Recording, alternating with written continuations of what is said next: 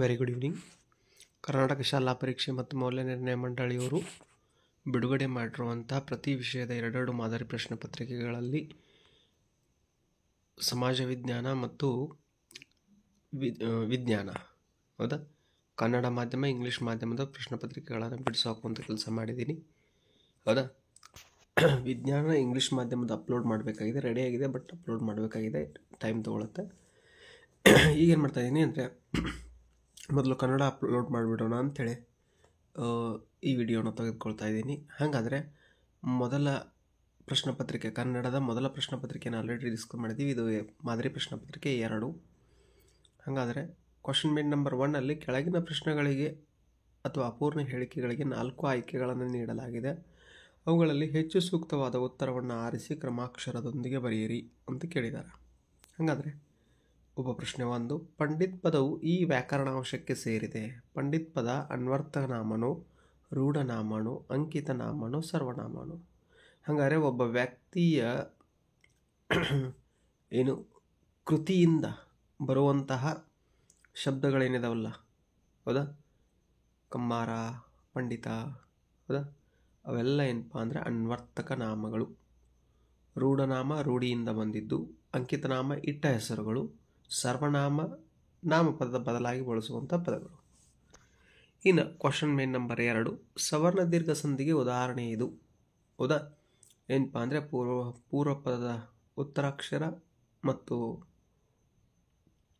ಉತ್ತರ ಪದದ ಪೂರ್ವ ಪದದ ಕೊನೆಯ ಅಕ್ಷರ ಮತ್ತು ಉತ್ತರ ಪದದ ಮೊದಲ ಅಕ್ಷರ ಇವೆರಡು ಸವರ್ಣಗಳಾಗಿದ್ರೆ, ಸವರ್ಣಗಳು ಸೇರಿ ಸವರ್ಣನೆ ಬರ್ತಾ ಇದ್ದರೆ ಸುರ ಪ್ಲಸ್ ಅಸುರ, ಹೌದಾ, ಅ ಪ್ಲಸ್ ಅ ಸೇರ್ತಾ ಇದೆ, ಸುರ ಅಸುರ. ಇದೇನಪ್ಪ ಅಂದರೆ ಸವರ್ಣ ದೀರ್ಘ ಸಂಧಿಗೆ ಉದಾಹರಣೆ ಆಗ್ತದೋ. ಹಾಗಾದರೆ ಆಪ್ಷನ್ ಸಿ ಏನಪ್ಪ ಅಂದರೆ ಸರಿಯಾದ ಉತ್ತರ, ಏಕೈಕ ಯನ ಸಂಧಿ, ಹೌದಾ.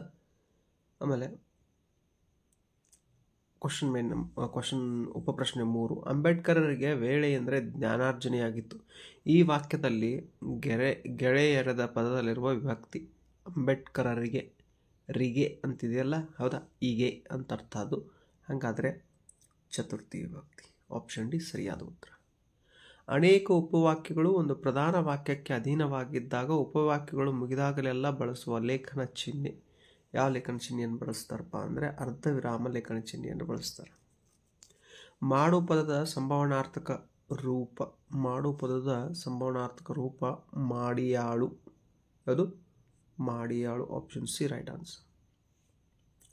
ಕ್ವಶನ್ ನಂಬರ್ 6, ಒಂದು ಪೂರ್ಣ ಕ್ರಿಯಾಪದದೊಂದಿಗೆ ಸ್ವತಂತ್ರವಾಗಿರುವ ವಾಕ್ಯ, ಹೌದಾ, ಮಿಶ್ರ ವಾಕ್ಯನೋ, ಸಂಯೋಜಿತ ವಾಕ್ಯನೋ, ಸಂಯುಕ್ತ ವಾಕ್ಯನೋ, ಸಾಮಾನ್ಯ ವಾಕ್ಯ. ಹಾಗಾದ್ರೆ ಒಂದು ಪೂರ್ಣ ಕ್ರಿಯಾಪದದೊಂದಿಗೆ ಸ್ವತಂತ್ರವಾಗಿರುವಂಥ ವಾಕ್ಯವನ್ನು ನಾವು ಸಾಮಾನ್ಯ ವಾಕ್ಯ ಅಂತ ಹೇಳ್ತೀವಿ. ಇನ್ನು ಸಂಯೋಜಿತ ವಾಕ್ಯ ಅರ್ಥಪೂರ್ಣವಾದ ಹಲವು ವಾಕ್ಯಗಳು ಒಂದು ವಾಕ್ಯಕ್ಕೆ ಅಧೀನವಾಗಿದ್ದು ಅರ್ಥವನ್ನು ಕೊಡ್ತಾ ಇದ್ರೆ ಅದನ್ನು ಸಂಯೋಜಿತ ವಾಕ್ಯ ಅಥವಾ ಸಂಯುಕ್ತ ವಾಕ್ಯ ಅಂತ ಕರಿತೀವಿ. ಮಿಶ್ರ ವಾಕ್ಯ 2 ಅಥವಾ 2ಕ್ಕಿಂತ ಹೆಚ್ಚು ವಾಕ್ಯಗಳು ಸೇರಿ ಅವು ಬೇರೆ ಬೇರೆ ಅರ್ಥ ಕೊಡ್ಬೋದು ಅಥವಾ ಒಂದೇ ಅರ್ಥ ಕೊಡ್ಬೋದು ಅಂಥದ್ದನ್ನು ಮಿಶ್ರ ವಾಕ್ಯ ಅಂತ ಹೇಳ್ತೀವಿ. ಕ್ವಶನ್ ಮೇನ್ ನಂಬರ್ 2, ಕೆಳಗಿನವುಗಳಲ್ಲಿ ಮೊದಲೆರಡು ಪದಗಳಿಗಿರುವ ಸಂಬಂಧದಂತೆ ಮೂರನೇ ಪದಕ್ಕೆ ಸರಿ ಹೊಂದುವ ಸಂಬಂಧಿ ಪದವನ್ನು ಬರೀರಿ ಅಂತ ಕೇಳಿದ್ದಾರೆ. ಹಾಗಾದರೆ ಕಂದೆರೆ ಕ್ರಿಯಾ ಸಮಾಸ, ಸತ್ತ ಸ್ವರಗಳು ದ್ವಿಗು ಸಮಾಸ, ಸ್ಥಾನ ತತ್ಸಮ ತದ್ಭವ ಕೇಳಿದ್ದಾರೆ, ತಾನ, ಕಾರ್ಯ ಕಜ್ಜ, ಪಟಪಟನೆ ಅನುಕರಣಾವ್ಯಯ, ಕೆನೆಮಸರು ಏನಪ್ಪ ಅಂದರೆ ಜೋಡಿ ಪದ, ಬರೆಯುವ ಕೃದಂತನಾಮ, ಬಳೆಗಾರ ತದ್ದಿತಾಂತನಾಮ. ಕ್ವಶನ್ ಮೇನ್ ನಂಬರ್ 3, ಕೆಳಗಿನ ಪ್ರತಿಯೊಂದು ಪ್ರಶ್ನೆಗಳಿಗೆ ಒಂದೊಂದು ವಾಕ್ಯದಲ್ಲಿ ಉತ್ತರ ಬರೀರಿ. ಕ್ವಶನ್ ನಂಬರ್ 11, ಕನ್ನಡಕ್ಕೆ ಪರ್ಷಿಯನ್ ಶಬ್ದಗಳು ಯಾವಾಗ ಬಂದವು? ಕನ್ನಡಕ್ಕೆ ಪರ್ಷಿಯನ್ ಶಬ್ದಗಳು ಮಹಮ್ಮದೀಯ ಆಳ್ವಿಕೆ ಅವಧಿಯಲ್ಲಿ ಬಂದವು. ಕ್ವಶನ್ ನಂಬರ್ 12, ಹುಲಿಗೆ ಪರಮಾನಂದವಾಗಲು ಕಾರಣವೇನು? ಶಾನುಭೋಗರ ದುಂಡು ದುಂಡಾದ ಶರೀರವನ್ನು ನೋಡಿ ಹುಲಿಗೆ ಪರಮಾನಂದವಾಯಿತು. ಕ್ವಶನ್ ನಂಬರ್ 13, ಬ್ರಿಟಿಷ್ ಸರ್ಕಾರ ವಿಶ್ವೇಶ್ವರಯ್ಯ ಅವರಿಗೆ ಯಾವ ಪದವಿಯನ್ನು ನೀಡಿ ಗೌರವಿಸಿತು? ಬ್ರಿಟಿಷ್ ಸರ್ಕಾರ ವಿಶ್ವೇಶ್ವರಯ್ಯ ಅವರಿಗೆ ಸರ್ ಪದವಿಯನ್ನು ನೀಡಿ ಗೌರವಿಸಿತು. ಕ್ವಶನ್ ನಂಬರ್ 4, ಸೂರ್ಯಮಿತ್ರನು ತನಗೆ ಕಶ್ಯಪಿ ಎಂಬ ತಂಗಿ ಇಲ್ಲ ಎಂದು ಏಕೆ ಹೇಳುತ್ತಾನೆ? ಸೂರ್ಯಮಿತ್ರನು ಅಗ್ನಿಭೂತಿ ಮತ್ತು ವಾಯುಭೂತಿಯರು ತಂದಿದ್ದ ಪತ್ರವನ್ನು ಓದಿದ ನಂತರ ಇವರಿಗೆ ಸಲಿಗೆಯನ್ನು ಕೊಟ್ಟರೆ ಮೊದಲಿನಂತೆ ಸೊಕ್ಕಿನಿಂದ ಹಾಳಾಗುವರು ಎಂಬ ಕಾರಣದಿಂದ ಕಶ್ಯಪೆ ಎಂಬ ತಂಗಿ ಇಲ್ಲ ಎಂದು ಹೇಳಿದನು. ಪ್ರಶ್ನೆ 15. ಹಕ್ಕಿಯ ಚುಂಚಗಳು ಎಲ್ಲಿಯವರೆಗೂ ಚಾಚಿವೆ? ಕಾಲದ ಸಂಕೇತವಾಗಿರುವ ಹಕ್ಕಿಯ ಚುಂಚಗಳು ದಿಗ್ಮಂಡಲಗಳ ಅಂಚಿನ ಆಚೆಯವರೆಗೂ ಚಾಚಿವೆ. Question number 14. ಛಲವನ್ನೇ ಮರೆಯುವುದಾಗಿ ನಿರ್ಧರಿಸಿದವನು ಯಾರು? ಛಲವನ್ನೇ ಮೆರೆಯುವುದಾಗಿ ನಿರ್ಧರಿಸಿದವನು ದುರ್ಯೋಧನ. Question number 17. ಗುರುವಾಣಿ ಯಾರಿಗೆ ಹೊರೆ ಎನಿಸುತ್ತದೆ? ಮೂರ್ಖರ ಕಿವಿಗೆ ಗುರುವಾಣಿ ಎಷ್ಟೇ ಪರಿಶುದ್ಧವಾದರೂ ಹೊರೆ ಎನಿಸುತ್ತದೆ. Question number 4. ಕೆಳಗಿನ ಪ್ರಶ್ನೆಗಳಿಗೆ 3 ಅಥವಾ 4 ವಾಕ್ಯಗಳಲ್ಲಿ ಉತ್ತರ ಬರೆಯಿರಿ ಅಂತ ಕೇಳಿದಾರ. ಹಾಗಾದರೆ ಉಪಪ್ರಶ್ನೆ 18. ಮದಲಿಂಗನ ಕಣಿವೆಯಲ್ಲಿ ಬರುವಾಗ ಶಾನುಭೋಗರ ಮನಸ್ಸಿನಲ್ಲಿ ಬಂದ ಯೋಚನೆಗಳ್ಯಾವು? ಶಾನುಭೋಗರು ಇರಸಾಲಿಗಾಗಿ ಚಿಕ್ಕನಾಯಕನಹಳ್ಳಿಗೆ ಹೋಗಿ ಖಜಾನೆಗೆ ಹಣವನ್ನು ಕಟ್ಟಿ ವಾಪಸ್ಸು ಹಳ್ಳಿಗೆ ಹೊರಡುವ ವೇಳೆಗೆ ಸಂಜೆ 6 ಗಂಟೆಯಾಯಿತು. ಅವರು ತಮ್ಮ ಹಳ್ಳಿಯನ್ನು ತಲುಪಬೇಕಾದರೆ ಮದಲಿಂಗನ ಕಣಿವೆಯನ್ನು ದಾಟಿ ಹೋಗಬೇಕಾಗಿತ್ತು. ಮದಲಿಂಗನ ಕಣಿವೆ ಕಾಡು ದಾರಿ. ಆದ್ದರಿಂದ ಸ್ವಲ್ಪ ದೊಡ್ಡ ಹೆಜ್ಜೆ ಹಾಕಿದರೆ ಊಟದ ಹೊತ್ತಿಗೆ ಊರು ಸೇರಿಕೊಳ್ಳಬಹುದು ಎಂದು ಯೋಚಿಸಿದರು. ಹಾಗೂ ಬೇಗ ಬೇಗ ತಮ್ಮ ಹಳ್ಳಿಯ ಕಡೆಗೆ ನಡೆದರು. ಆದರೂ ಅವರು ಮದಲಿಂಗನ ಕಣಿವೆಗೆ ಬರುವ ವೇಳೆಗೆ ಆಗಲೇ ರಾತ್ರಿಯಾಗಿತ್ತು. ಹಸಿವಿನ ಜೊತೆಗೆ ಭಯವೂ ಸೇರಿ ಅವರ ಕಾಲು ಮತ್ತಷ್ಟು ಚುರುಕಾಯಿತು. ಉಪಪ್ರಶ್ನೆ 19. ನಾಲ್ವಡಿ ಕೃಷ್ಣರಾಜ ಒಡೆಯರ ಕಾಲದಲ್ಲಿ ಯಾವ ಯಾವ ಕ್ಷೇತ್ರಗಳು ಸ್ವಯಂ ಆಡಳಿತ ಕ್ಷೇತ್ರಗಳಾದವು? ನಾಲ್ವಡಿ ಕೃಷ್ಣರಾಜ ಒಡೆಯರ ಕಾಲದಲ್ಲಿ ಸ್ಥಳೀಯ ಆಡಳಿತಗಳನ್ನು ರಚಿಸಿ ಆಡಳಿತ ವಿಕೇಂದ್ರೀಕರಣಕ್ಕೆ ಅನುವು ಮಾಡಿಕೊಡಲಾಯಿತು. ನಗರ ಪಾಲಿಕೆಗಳು ಹಾಗೂ ಗ್ರಾಮ ಪಂಚಾಯಿತಿಗಳು ಕಾರ್ಯನಿರ್ವಹಿಸಲು ಆರಂಭ ಮಾಡಿದವು. ಇವರ ಕಾಲದಲ್ಲಿ ಗ್ರಾಮ ನಿರ್ಮಲೀಕರಣ, ವೈದ್ಯ ಸಹಾಯ, ವಿದ್ಯಾಪ್ರಚಾರ, ನೀರಿನ ಸೌಕರ್ಯ, ಪ್ರಯಾಣ ಸೌಲಭ್ಯ ಮುಂತಾದ ಕ್ಷೇತ್ರಗಳು ಸ್ವಯಂ ಆಡಳಿತ ಕ್ಷೇತ್ರಗಳಾದವು. ಪ್ರಶ್ನೆ 20. ವಚನಕಾರರ ದೃಷ್ಟಿಯಲ್ಲಿ ಅರಿವು ಎಂದರೆ ಏನು ವಿವರಿಸಿ? ಅರಿವು ಎಂದರೆ ಜೀವನದಲ್ಲಿ ನುಡಿದಂತೆ ನಡೆಯುವುದು. ನುಡಿ ಬೇರೆ, ನಡೆ ಬೇರೆ ಆಗಬಾರದು. ವಚನಕಾರರ ದೃಷ್ಟಿಯಲ್ಲಿ ಅರಿವು ಎಂದರೆ ತನ್ನಷ್ಟಕ್ಕೆ ತಾನು ಇರುವ ಕೇವಲ ತಿಳುವಳಿಕೆ, ಜ್ಞಾನ ಮಾತ್ರ ಅಲ್ಲ. ಅದು ಕ್ರಿಯೆಯ ಅನುಭವದಿಂದ ಒಡಮೂಡುವುದು. ಅದು ಕೇಳಿ ತಿಳಿದುದಲ್ಲ, ಕ್ರಿಯೆಯಲ್ಲಿ ಮೂಡಿದ ತಿಳುವಳಿಕೆ. ಅದು ತರ್ಕವಲ್ಲ, ನಡೆಯಿಂದ ನುಡಿ ಹುಟ್ಟಿದರೆ ಅದು ಅರಿವು ಎಂದು ವಚನಕಾರರು ಹೇಳುತ್ತಾರೆ. ಪ್ರಶ್ನೆ 21. ಸೂರ್ಯಮಿತ್ರನು ಮಾವನೆಂದು ತಿಳಿದಾಗ ವಾಯುಭೂತಿಯ ಪ್ರತಿಕ್ರಿಯೆ ಹೇಗಿತ್ತು? ಸೂರ್ಯಮಿತ್ರನು ಮಾವನೆಂದು ತಿಳಿದಾಗ ವಾಯುಭೂತಿಯು ಮಾವನಾದ ಸೂರ್ಯಮಿತ್ರನು ಮಾಡಿದುದೆಲ್ಲವೂ ಅಪಕಾರ ಎಂಬ ತಿಳಿದು, ನಮ್ಮ ಮಾವನು ಭಿಕ್ಷೆಯನ್ನು ಬೇಡಿ ತಂದ ಅನ್ನಕ್ಕೆ ಸ್ವಲ್ಪ ಎಣ್ಣೆಯನ್ನಾಗಲಿ ಅಂಬಲಿಗೆ ಉಪ್ಪನ್ನಾಗಲಿ ಬಡಿಸಲಿಲ್ಲ, ನಮಗೆ ಸ್ನಾನವನ್ನೂ ಮಾಡಿಸಲಿಲ್ಲ, ಕೆರೆಗೆ ಹೋಗಿ ಸ್ನಾನ ಮಾಡುವಾಗ ತಲೆಗೆ ಹಾಕಿಕೊಳ್ಳಲು ಎಣ್ಣೆಯನ್ನು ಕೊಡಲಿಲ್ಲ, ತಾನು ಮಾತ್ರ ದಿವ್ಯವಾದ ಆಹಾರಗಳನ್ನು ಪ್ರತಿದಿನವೂ ನೆಂಟರು ಆಳುಗಳ ಜೊತೆ ಊಟ ಮಾಡುತ್ತಿದ್ದನು. ಹಬ್ಬದ ದಿನವಾದರೂ ನಮಗೆ ಹಬ್ಬದ ಊಟ ಕೊಡಲಿಲ್ಲ. ಇವನು ಪಂಚ ಮಹಾಪಾತಕನು. ನಮ್ಮನ್ನು 7-8 ವರ್ಷಗಳವರೆಗೆ ಹಗೆಗಳಂತೆ ದಂಡಿಸಿದನು ಎಂದು ಮನದಲ್ಲಿ ಪ್ರತಿಕ್ರಿಯೆಯನ್ನು ವ್ಯಕ್ತಪಡಿಸಿದನು. Question number ಉಪಪ್ರಶ್ನೆ 22. ಹೊಸಗಾಲದ ಹಸು ಮಕ್ಕಳನ್ನು ಹಕ್ಕಿ ಹೇಗೆ ಹರಸಿದೆ? ಕಾಲದ ಸಂಕೇತವಾಗಿರುವ ಹಕ್ಕಿಯು ಯುಗಯುಗಗಳ ಆಗುಹೋಗುಗಳನ್ನು ಹಿಂದಕ್ಕೆ ತಳ್ಳುತ್ತಾ ಹೊಸ ಮನ್ವಂತರದ ಪರಿವರ್ತನೆಗೆ, ಪ್ರಗತಿಗೆ ಕಾಲವಾಗಿದೆ. ಕಾಲದ ಸಂಕೇತವಾಗಿರುವ ಹಕ್ಕಿಯು ತನ್ನ ಹಗಲು ರಾತ್ರಿಗಳೆಂಬ ರೆಕ್ಕೆಗಳನ್ನು ಬೀಸುವ ಮೂಲಕ ಭೂಮಂಡಲದ ಜೀವಿಗಳಿಗೆ ಚೈತನ್ಯ ನೀಡಿ ಹೊಸಗಾಲದ ಹಸು ಮಕ್ಕಳನ್ನು ಹರಸಿ ಉತ್ತಮ ಭವಿಷ್ಯಕ್ಕಾಗಿ ಶುಭ ಹಾರೈಸುತ್ತಿದೆ ಎಂದು ಕವಿಗಳು ವರ್ಣಿಸುತ್ತಾರೆ. ಹಲಗಲಿಯ ಬೇಡರು ದಂಗೆ ಏಳಲು ಕಾರಣವೇನು? ಕ್ರಿಶ 1857ರ ಪ್ರಥಮ ಸ್ವಾತಂತ್ರ್ಯ ಸಂಗ್ರಾಮದ ನಂತರ ಬ್ರಿಟಿಷ್ ಸರ್ಕಾರದ ಅನುಮತಿ ಇಲ್ಲದೆ ಭಾರತೀಯರ ಶಸ್ತ್ರಾಸ್ತ್ರಗಳನ್ನು ಹೊಂದುವಂತಿಲ್ಲ ಮತ್ತು ತಮ್ಮಲ್ಲಿರುವ ಆಯುಧಗಳನ್ನು ಸರ್ಕಾರಕ್ಕೆ ಒಪ್ಪಿಸಬೇಕು ಎಂಬ ಆದೇಶವನ್ನು ನೀಡಿತು. ಈ ಆದೇಶವನ್ನು ವಿರೋಧಿಸಿ ಹಲಗಲಿಯ ಬೇಡರಾದ ಪೂಜೇರಿ, ಹನುಮ, ಬ್ಯಾಡರ ಬಾಲ, ಭೀಮ, ಜಡಗರಾಮ ವೀರರು ತಮ್ಮಲ್ಲಿರುವ ಆಯುಧಗಳನ್ನು ಕೊಡಲು ಒಪ್ಪದೆ ದಂಗೆ ಎದ್ದರು, ಏಕೆಂದರೆ ಬೇಡರ ಬದುಕಿಗೆ ಆಯುಧಗಳು ಅಗತ್ಯ. ಆಯುಧಗಳಿಲ್ಲದ ಜೀವನ ಸತ್ತಂತೆ ಎನ್ನುವುದು ಅವರ ಅಭಿಪ್ರಾಯವಾಗಿತ್ತು. ಇದು ಹಲಗಲಿಯ ಬೇಡರು ದಂಗೆ ಏಳಲು ಕಾರಣವಾಯಿತು. Question number 24. ವಸಂತ ಮುಖ ತೋರಲಿಲ್ಲ ಕವನದಲ್ಲಿ ಪ್ರಕೃತಿಯ ಸಂಭ್ರಮ ಹೇಗೆ ವ್ಯಕ್ತವಾಗಿದೆ? ಋತುಗಳ ರಾಜನಾದ ವಸಂತನ ಆಗಮನದ ಸಮಯದಲ್ಲಿ ಪುಟ್ಟಿಯ ಒಡೆಯನ ಮನೆಯ ಅಂಗಳದಲ್ಲಿ ಮಾವಿನ ಮರಗಳು ಹಸುರಾದ ಎಲೆಗಳು ಮತ್ತು ಹಣ್ಣುಗಳಿಂದ ಮೈದುಂಬಿ ನಿಂತಿವೆ. ಆಕಾಶದಲ್ಲಿ ಹಕ್ಕಿಗಳು ರೆಕ್ಕೆಗಳನ್ನು ಬಿಚ್ಚಿ ಹಾರುತ್ತಿವೆ. ಮಾವಿನ ಚಿಗುರನ್ನು ತಿಂದು ಕೋಗಿಲೆಗಳು ಮನದುಂಬಿ ಹಾಡುತ್ತಿವೆ. ಕಡಲು ಉಕ್ಕಿ ಹರಿಯುತ್ತಿದೆ. ಇಳಿಯು ವಸಂತನ ಆಗಮನದ ಸಂತಸದಲ್ಲಿ ಮುಳುಗಿ ಸಂಭ್ರಮಿಸುತ್ತಿದೆ. ಮಲ್ಲಿಗೆಯ ಹೂಗಳು ಅರಳಿ ಮುಗುಳು ನಗೆ ಬೀರುತ್ತಿವೆ. ಮನೆಯ ಮುಂದಿನ ಹೊಳೆಯುವ ರಂಗೋಲಿಯಲ್ಲಿ ಬಾಲರವಿಯು ಥಳಥಳಿಸುತ್ತಿದ್ದಾನೆ. ಹೀಗೆ ವಸಂತ ಮುಖ ತೋರಲಿಲ್ಲ ಕವನದಲ್ಲಿ ಪ್ರಕೃತಿಯ ಸಂಭ್ರಮ ವ್ಯಕ್ತವಾಗಿದೆ. ಉಪಪ್ರಶ್ನೆ 25. ಬಾಲಕ ಭಗವಂತ್ ಸಿಂಗನ ತಾಯಿಯ ಕಣ್ಣುಗಳಿಂದ ನೀರು ಧಾರಾಕಾರವಾಗಿ ಹರಿಯಲು ಕಾರಣವೇನು? ಎಲ್ಲ ಮಕ್ಕಳು ಸಂಜೆ ಶಾಲೆಯಿಂದ ಮನೆಗೆ ಬಂದಿದ್ದರು. 12 ವರ್ಷದ ಬಾಲಕ ಭಗತ್ ಸಿಂಗ್ ಮಾತ್ರ ಮನೆಗೆ ಬಂದಿರಲಿಲ್ಲ. ಅವನ ತಂದೆ ತಾಯಿಯರಿಗೆ ಕುಟುಂಬದ ಇತರ ಸದಸ್ಯರಿಗೆ ಬಹಳ ಆತಂಕವಾಯಿತು. ಸಂಜೆ ತಡವಾಗಿ ಬಾಲಕ ಭಗತ್ ಸಿಂಗ್ ಮನೆಯೊಳಗೆ ಕಾಲಿಟ್ಟನು. ಅವನ ತಂಗಿ ವಿರಾಜಿ ಬಂದ ಎಂದು ಕೂಗಿಕೊಂಡಳು. ಅವನ ತಾಯಿ ಬಾಲಕ ಭಗತ್ ಸಿಂಗ್ನನ್ನು ಬಿಗಿಯಾಗಿ ಅಪ್ಪಿದಳು. ಬಾಲಕ ಭಗತ್ ಸಿಂಗನು ಶಾಲೆಯಿಂದ ತಡವಾಗಿ ಮನೆಗೆ ಬಂದ ಕಾರಣದಿಂದ ಅವನ ತಾಯಿಯ ಕಣ್ಣುಗಳಿಂದ ನೀರು ಧಾರಾಕಾರವಾಗಿ ಹರಿಯಿತು. ಉಪಪ್ರಶ್ನೆ 26. ಜ್ಞಾನಿ ಅಜ್ಞಾನಿಗಳ ಸಂಘದ ಬಗೆಗಿನ ಅಕ್ಕ ಮಹಾದೇವಿಯ ಅಭಿಪ್ರಾಯವನ್ನು ವಿವರಿಸಿ. ಜ್ಞಾನಿಗಳೊಡನೆ ಮಾಡಿದ ಸಂಘ ಮೊಸರನ್ನು ಕಡೆದು ಬೆಣ್ಣೆಯ ಪಡೆದಂತೆ ಪ್ರಯೋಜನಕಾರಿಯಾಗಿರುತ್ತದೆ.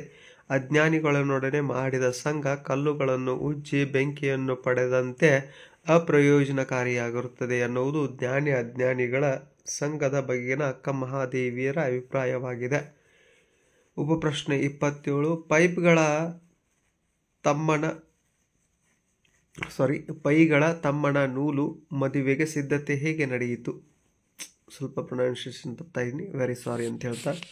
ಪೈಗಳ ತಮ್ಮನ ನೂಲು ಮದುವೆಗೆ ಸಿದ್ಧತೆ ಹೇಗೆ ನಡೆಯುತ್ತಿತ್ತು? ಗೋವಿಂದ ಪೈಗಳ ಮನೆಯಲ್ಲಿ ಜಯ ಸಂವತ್ಸರದ ಮಾಘ ಮಾಸದ ಕೊನೆಯ ವಾರದಲ್ಲಿ ಅವರ ತಮ್ಮನ ನೂಲು ಮದುವೆಯ ಅಥವಾ ಉಪನಯನ ಮುಂಜಿ ಕಾರ್ಯಕ್ರಮವಿತ್ತು. ಅದಕ್ಕಾಗಿ ಅವರ ಮನೆಯಲ್ಲಿ ಅಂಗಳದಲ್ಲಿ ಚಪ್ಪರ ಹಾಕುತ್ತಿದ್ದರು. ಆ ಚಪ್ಪರದ ಒಂದು ಕಡೆಯಲ್ಲಿ ಲಡ್ಡುಗಳನ್ನು ಕಟ್ಟುತ್ತಿದ್ದರು, ಮತ್ತೊಂದು ಕಡೆ ಮಂಡಿಗೆಗಳನ್ನು ಮಡಚುತ್ತಿದ್ದರು, ಬೇರೊಂದು ಕಡೆ ಸೇವಿಗೆಯನ್ನು ಒತ್ತುತ್ತಿದ್ದರು. ಹೀಗೆ ಸಿದ್ಧತೆಗಳನ್ನು ಮಾಡಿಕೊಳ್ಳುತ್ತಿದ್ದರು. Question number 5. ಕೆಳಗಿನ ಕವಿ ಅಥವಾ ಸಾಹಿತಿಗಳ ಜನ್ಮ, ಕಾಲ, ಕೃತಿ ಮತ್ತು ಬಿರುದು, ಪ್ರಶಸ್ತಿಗಳ ಕುರಿತು ವಾಕ್ಯ ರೂಪದಲ್ಲಿ ಬರೆಯಿರಿ. 3 ಅಂಕದ 2 ಪ್ರಶ್ನೆಗಳು. ನಾನು ಈಗಾಗಲೇ ಹೇಳಿದ್ದೀನಿ. ಕವಿ ಕೃತಿಗಳ ಬಗ್ಗೆ ಒಂದು ಸೆಪ್ರೇಟ್ ವಿಡಿಯೋ ಮಾಡಿದ್ದೀನಿ, ಹೋಗಿ ನೀವು ನೋಡ್ಕೊಳ್ಬಹುದು. ಮೊದಲನೇದು ವಿಕ್ರಯ್ ಗೋಕಾಕ್.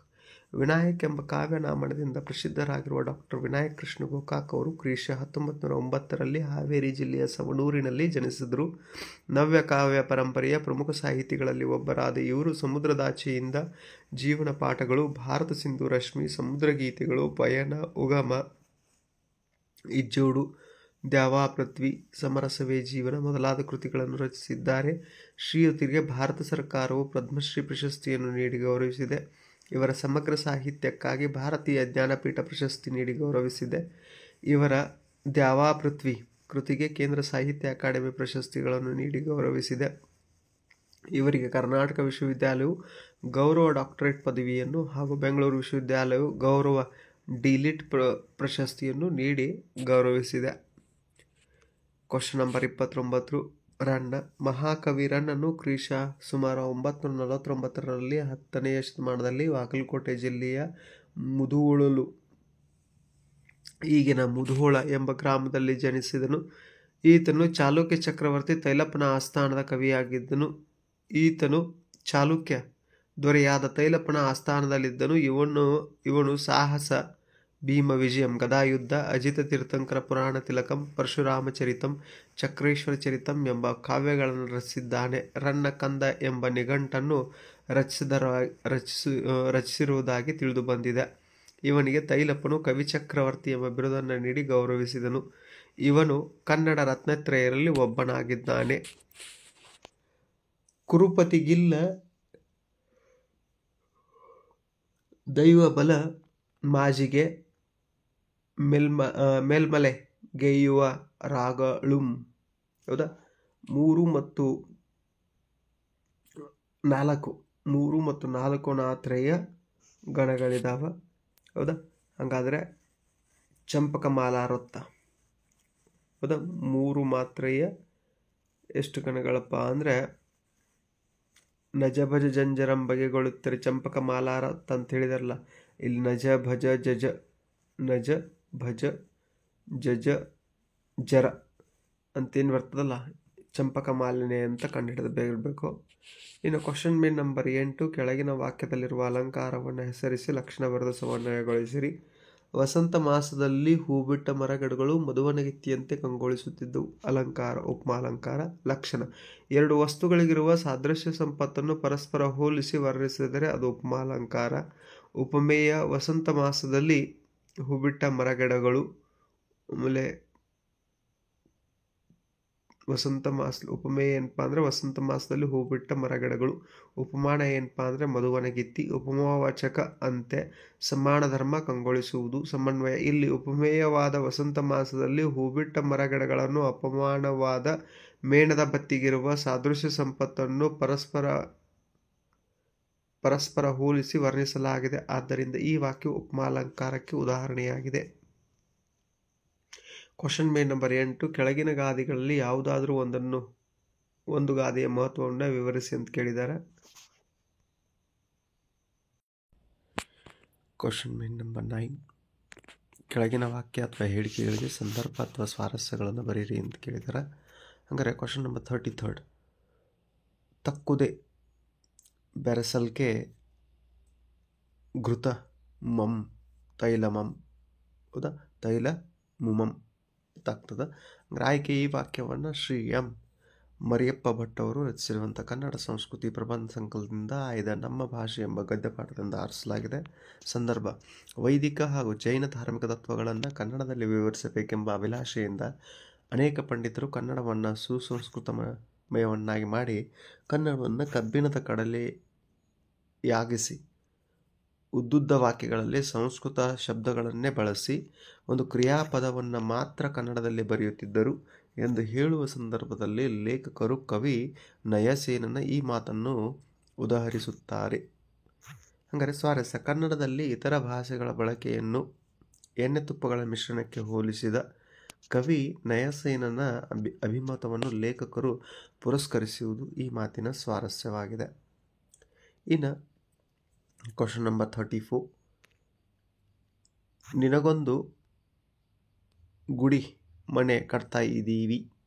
ಆಯ್ಕೆ ಈ ವಾಕ್ಯವನ್ನು ಶ್ರೀ ದೇವನೂರು ಮಹಾದೇವ್ ಅವರು ರಚಿಸಿರುವ ಎದೆಗೆ ಬಿದ್ದ ಅಕ್ಷರ ಕೃತಿಯಿಂದ ಆಯ್ದ ಎದೆಗೆ ಬಿದ್ದ ಅಕ್ಷರ ಎಂಬ ಗದ್ಯಪಾಠದಿಂದ ಆರಿಸಲಾಗಿದೆ.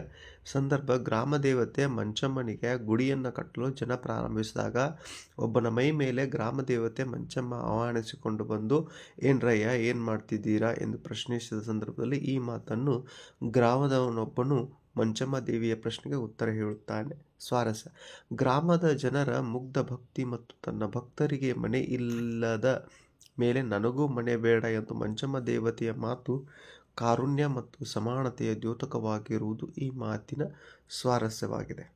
ಕ್ವಶನ್ ನಂಬರ್ 35, ರೇಡಿಯೋ ಸಮನಾಗಿ ಕಾರ್ಯನಿರ್ವಹಿಸುತ್ತಿಲ್ಲ. ಆಯ್ಕೆ ಈ ವಾಕ್ಯವನ್ನು ಶ್ರೀಮತಿ ಸಾರಾ ಅಬೂಬಕರ್ ಅವರು ರಚಿಸಿರುವ ಚಪ್ಪಲಿಗಳು ಕಥಾ ಸಂಕಲನದಿಂದ ಆಯ್ದ ಯುದ್ಧ ಎಂಬ ಗದ್ಯಪಾಠದಿಂದ ಆರಿಸಲಾಗಿದೆ. ಸಂದರ್ಭ: ಯುದ್ಧ ವಿಮಾನದ ಪೈಲಟ್ ವಿಮಾನದಲ್ಲಿ ಉಂಟಾದ ತಾಂತ್ರಿಕ ಸಮಸ್ಯೆಯಿಂದಾಗಿ ತುರ್ತಾಗಿ ವಿಮಾನವನ್ನು ಕೆಳಗೆ ಇಳಿಸಲು ಗ್ರೌಂಡಿನಲ್ಲಿರುವವರೊಡನೆ ರೇಡಿಯೋ ಮೂಲಕ ಸಂಪರ್ಕ ಬೆಳೆಸಲು ಪ್ರಯತ್ನಿಸಿದರು. ಅದು ಸಾಧ್ಯವಾಗುತ್ತಿರಲಿಲ್ಲ. ಎಲ್ಲಾದರೂ ಹೇಗಾದರೂ ಇಳಿಯೋಣವೆಂದರೆ ಕತ್ತಲೆಯಲ್ಲಿ ಏನೂ ಕಾಣಿಸುತ್ತಿರಲಿಲ್ಲ. ಈ ಸಂದರ್ಭದಲ್ಲಿ ಯುದ್ಧ ವಿಮಾನದ ಪೈಲಟ್ ರಾಹುಲ್ನಿಗೆ ಈ ಮಾತನ್ನು ಹೇಳಿದನು. ಸ್ವಾರಸ್ಯ: ಯುದ್ಧ ವಿಮಾನದ ಪೈಲಟ್ ಮತ್ತು ಸೇನಾ ವೈದ್ಯನಾದ ರಾಹಿಲನ ದಯನೀಯ ಸ್ಥಿತಿ ಹೇಗಾದರೂ ಸರಿ ರಕ್ಷಣೆಯನ್ನು ಪಡೆದು ಜೀವ ಉಳಿಸಿಕೊಳ್ಳಬೇಕೆಂಬ ಹಂಬಲ ಈ ಮಾತಿನಲ್ಲಿ ಅಭಿವ್ಯಕ್ತಗೊಂಡಿದೆ. ಪ್ರಶ್ನೆ 36, ವಸಂತವಾಗುವತ್ತ ಮುಟ್ಟೋಣ. ಆಯ್ಕೆ. ಈ ವಾಕ್ಯವನ್ನು ಕವಿ GS ಶಿವರುದ್ರಪ್ಪ ಅವರು ರಚಿಸಿರುವ ಎದು ತುಂಬಿ ಹಾಡಿದೆನು ಕವನ ಸಂಕಲನದಿಂದ ಆಯ್ದ ಸಂಕಲ್ಪ ಗೀತೆ ಎಂಬ ಕವಿತೆಯಿಂದ ಆರಿಸಲಾಗಿದೆ. ಸಂದರ್ಭ: ಪರಿಸರ ಮಾಲಿನ್ಯದಿಂದಾಗಿ ನದಿ ಜಲಮೂಲಗಳು ಕಲುಷಿತವಾಗುತ್ತಿವೆ ಹಾಗೂ ಅರಣ್ಯ ಸಂಪತ್ತಿನ ನಾಶದಿಂದಾಗಿ ಕಾಡು ಮೇಡುಗಳು ಬರಡಾಗುತ್ತಿವೆ. ಆದ್ದರಿಂದ ನಾವು ಪರಿಸರ ಮತ್ತು ಅರಣ್ಯ ಸಂರಕ್ಷಣೆ ಮಾಡಲು ವಸಂತ ಋತುವಿನಂತೆ ಕಾಡು ಮೇಡುಗಳು ಚಿಗುರೊಡೆದು ಹಸರಾಗಿಸುವ ಧನಾತ್ಮಕ ಮನೋಭಾವನೆಯ ದೃಢ ಸಂಕಲ್ಪವನ್ನು ಹೊಂದಿರಬೇಕು ಎಂದು ಹೇಳುವ ಸಂದರ್ಭದಲ್ಲಿ ಈ ಮಾತನ್ನು ಕವಿಗಳು ಹೇಳುತ್ತಾರೆ. ಸ್ವಾರಸ್ಯ: ನಾವು ಜಲಸಂಪತ್ತು ಮತ್ತು ಸಸ್ಯ ಸಂಪತ್ತನ್ನು ಸಂರಕ್ಷಿಸುವುದು ಇಂದಿನ ಅಗತ್ಯವಾಗಿದೆ ಎಂಬುದು ಈ ಮಾತಿನಲ್ಲಿ ಬಹು ಸ್ವಾರಸ್ಯಪೂರ್ಣವಾಗಿ ಅಭಿವ್ಯಕ್ತಗೊಂಡಿದೆ. ಕ್ವಶನ್ ನಂಬರ್ 37, ವಿಲಾಯತಿಯಿಂದ ಹುಕುಂ ಕಳಿಸಿತು ಕಂಪನಿ ಸರ್ಕಾರ. ಆಯ್ಕೆ. ಈ ವಾಕ್ಯವನ್ನು ಡಾ. BS ಗದ್ಗಿಮಠ್ ಅವರು ಸಂಪಾದಿಸಿರುವ ಕನ್ನಡ ಜನಪದ ಗೀತೆಗಳು ಕೃತಿಯಿಂದ ಆಯ್ದ ಹಲಗಲಿಯ ಬೇಡೂರು ಎಂಬ ಲಾವಣಿಯಿಂದ ಆರಿಸಲಾಗಿದೆ. ಸಂದರ್ಭ: ಕ್ರಿಶ 1857ರ ಪ್ರಥಮ ಸ್ವಾತಂತ್ರ್ಯ ಸಂಗ್ರಾಮದ ನಂತರ ಬ್ರಿಟಿಷ್ ಸರ್ಕಾರ ಅನುಮತಿ ಇಲ್ಲದೆ ಭಾರತೀಯರು ಶಸ್ತ್ರಾಸ್ತ್ರಗಳನ್ನು ಹೊಂದುವಂತಿಲ್ಲ ಮತ್ತು ತಮ್ಮಲ್ಲಿರುವ ಆಯುಧಗಳನ್ನು ಸರ್ಕಾರಕ್ಕೆ ಒಪ್ಪಿಸಬೇಕೆಂಬ ಆದೇಶವನ್ನು ನೀಡಿದ ಸಂದರ್ಭದಲ್ಲಿ ಈ ಮಾತು ಬಂದಿದೆ. ಲಾವಣಿಕಾರನು ಈ ಮಾತನ್ನು ಹೇಳುತ್ತಾನೆ. ಸ್ವಾರಸ್ಯ: ಬ್ರಿಟಿಷ್ ಕಂಪನಿ ಸರ್ಕಾರದ ಆದೇಶ ಹಾಗೂ ಭಾರತೀಯರ ಮೇಲಿನ ಬ್ರಿಟಿಷರ ದರ್ಪ ದಬ್ಬಾಳಿಕೆಯು ಈ ಮಾತಿನಲ್ಲಿ ಅಭಿವ್ಯಕ್ತಗೊಂಡಿದೆ. ಪ್ರಶ್ನೆ 38, ಈಗ ಳೊಂದಡಿಕೆಯು ಮಿಲ್ಲ ಕೈಯೋಳ್. ಹೌದಾ? ಆಯ್ಕೆ. ಈ ವಾಕ್ಯವನ್ನು DL ನರಸಿಂಹಾಚಾರ್ಯ ಅವರು ಸಂಪಾದಿಸಿರುವ ಆದಿಕವಿ ಪಂಪ ಅವರು ರಚಿಸಿರುವ ವಿಕ್ರಮಾರ್ಜುನ ವಿಜಯಂ ಮಹಾಕಾವ್ಯದ ದ್ವಿತೀಯ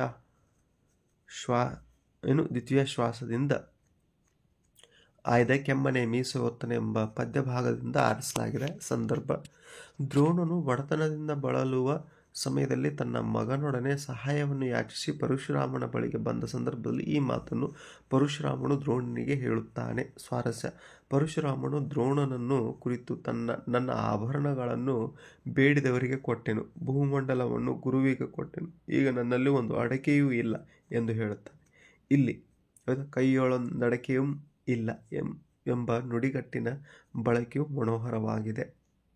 ಇನ್ನು ಕ್ವಶನ್ ನಂಬರ್ 10, ಕೆಳಗಿನ ಪದ್ಯ ಭಾಗವನ್ನು ಪೂರ್ಣಗೊಳಿಸಿ ಬರೆಯಿರಿ. ಹೌದಾ? ಹಸುರಾಗಸ ಹಸುರು ಮುಗಿಲು, ಹಸುರು ಗದ್ದೆಯ ಬಯಲು, ಹಸುರಿನ ಮೇಲೆ ಹಸುರು ಕಣಿವೆ, ಹಸುರು ಸಂಜೆಯೀ ಬಿಸಿಲು. ಹೌದಾ? ಈ ಪದ್ಯವನ್ನಾದರೂ ಬರೀಬಹುದು. ಅಥವಾ ಹೊಸ ಹೂವಿನ ಕಂಪು ಹಸುರು, ಎಲರಿನ ತಂಪು ಹಸುರು, ಹಕ್ಕಿಯ ಕೊರಲಿಂಪು ಹಸುರು. ಹೌದಾ? ಹಸುರು ಇಳೆಯುಸಿರು. ಕ್ವಶನ್ ನಂಬರ್ 11, ಕೆಳಗಿನ ಪದ್ಯ ಭಾಗವನ್ನು ಓದಿ ಅರ್ಥ ಮಾಡಿಕೊಂಡು ಅಡಕವಾಗಿರುವ ಮೌಲ್ಯವನ್ನು ಆಧರಿಸಿ ಸಾರಾಂಶ ಬರೆಯಿರಿ. ಊರ್ಮಿಯೊಳ್ ಕೌಸಲ್ಯ ಪಡೆದ ಕುವರಂ ರಾಮ. ಹೌದಾ? ನೋರ್ವಣೆ ವೀರನಾಥನ್ ಯಜ್ಞ ತುರುಗಮಿದು, ನಿರ್ವಹಿಸಲಾರ್ಪ ರಾರಾದೊಡಂ ತಡೆಯಲೆಂದಿರ್ದ ಲೇಖನವನೋದಿ, ಗರ್ವಮಂ ಬಿಡಿಸದೊಡೆ ತನ್ನ ಮಾತೆಯಂ ಸರ್ವಜನಮುಂ ಬಂಜೆಯನ್ನದಿರ್ಪುದೆ ತನ್ ಗುರುವ ತೊಳ್ಗಳಿವೇತೆಕೆಂದು, ತನ್ನ ಗುರುವ ತೊಳ್ಗಳಿವೇತೆಕೆಂದು ಸಲೆ ವಾಸಿಯಂ ತೊಟ್ಟು ಲವನು ರೀದಿದ್ದೇನು. ಹೌದಾ? ಒಂದು ಸ್ವಲ್ಪ ಹಳಗನ್ನಡ ಟಚ್ ಬಹಳಷ್ಟು ದಿನಗಳ ನಂತರ ಓದ್ತಾ ಇದ್ದೀನಿ ಅಂತ ಬಿಟ್ಟು ಹೋಗಿದೆ, ಪ್ರೊನೌನ್ಸಿಯೇಷನ್ ಸರಿಯಾಗ್ತಾ ಇಲ್ಲ.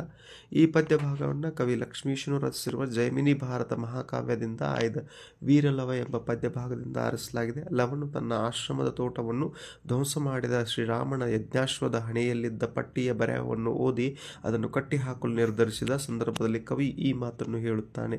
ಭೂಮಂಡಲದಲ್ಲಿ ಕೌಸಲ್ಯೆಯು ಪಡೆದ ಕುಮಾರನಾದ ರಾಮನೊಬ್ಬನೇ ವೀರನು, ಇದು ಅವನ ಯಜ್ಞ ಕುದುರೆಯು, ಇದನ್ನು ನಿಭಾಯಿಸಲು ಸಾಮರ್ಥ್ಯವುಳ್ಳವರು ಯಾರೇ ಆದರೂ ತಡೆಯಲಿ ಎಂದು ಇದ್ದ ಬರಹವನ್ನು ಓದಿದ ಲವನು ರಾಮನ ಅಹಂಕಾರವನ್ನು ಬಿಡಿಸದಿದ್ದರೆ ತನ್ನ ತಾಯಿಯನ್ನು ಎಲ್ಲ ಜನರು ಬಂಜೆ ಎನ್ನುವುದಿಲ್ಲವೇ, ನನಗೆ ತೋಳ್ಬಲವಿರುವುದು ಏತಕ್ಕೆ ಎಂದು ಹೇಳಿ ಕೋಪಗೊಂಡು ರಾಮನ ಗರ್ವವನ್ನು ಮುರಿಯುವ ಪ್ರತಿಜ್ಞೆಯನ್ನು ಕೈಗೊಂಡನು.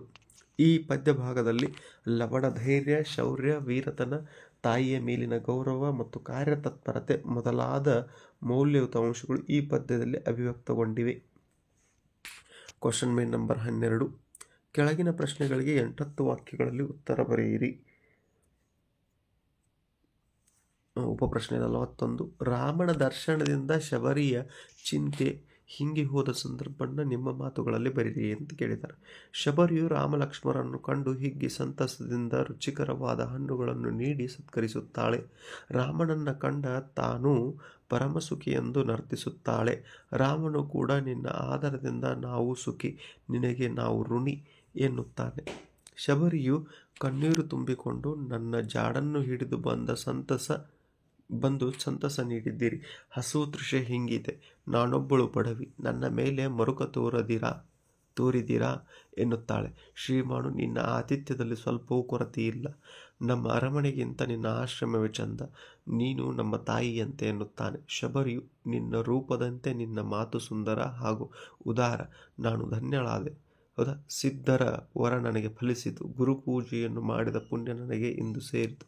ನನ್ನ ಚಿಂತೆಯೆಲ್ಲ ಹಿಂಗಿ ಹೋಯಿತು ಎನ್ನುತ್ತಾಳೆ.